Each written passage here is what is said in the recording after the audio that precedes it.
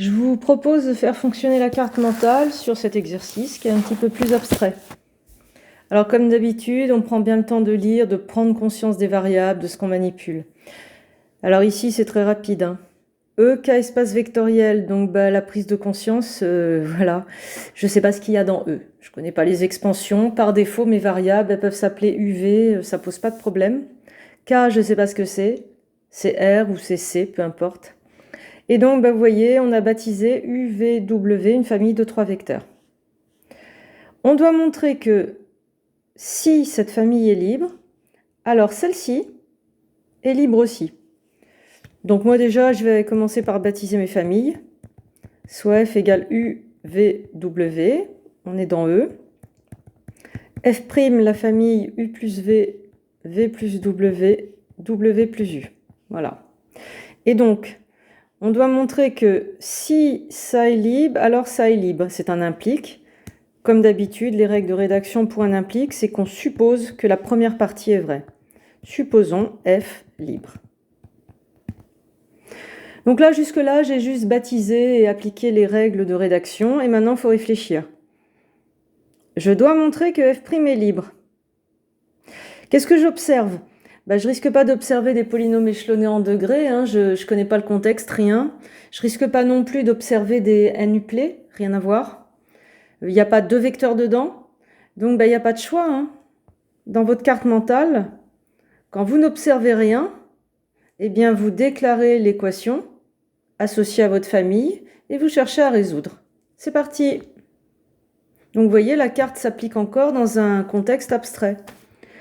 Donc je déclare l'équation, soit E, alpha U plus V, plus bêta V plus W, plus gamma W plus U, égale, et le vecteur nul de E, je vais l'appeler 0E par défaut. Les inconnus de mon équation, c'est alpha, bêta, gamma. Elles sont dans K. L'énoncé est fermé.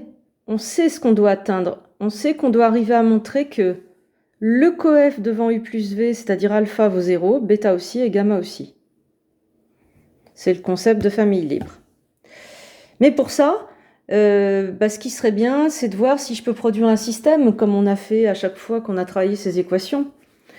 Eh bien, pourquoi pas, le système, il suffirait de ranger, et je vais ranger par rapport aux variables U, V, W. Donc mon système, quand je le range, il est équivalent à alpha plus gamma fois U, plus alpha plus bêta fois V, plus bêta plus gamma W égale le vecteur nul de E.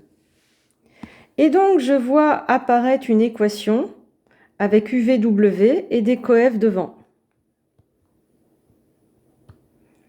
Ça, il faut quand même avoir conscience que les lettres grecques, ce sont des scalaires et UVW des vecteurs. Or, la famille UVW, elle est libre.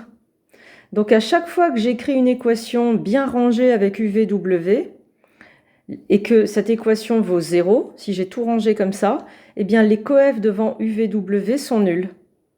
Et ça, il faut absolument le dire. Or, F est libre.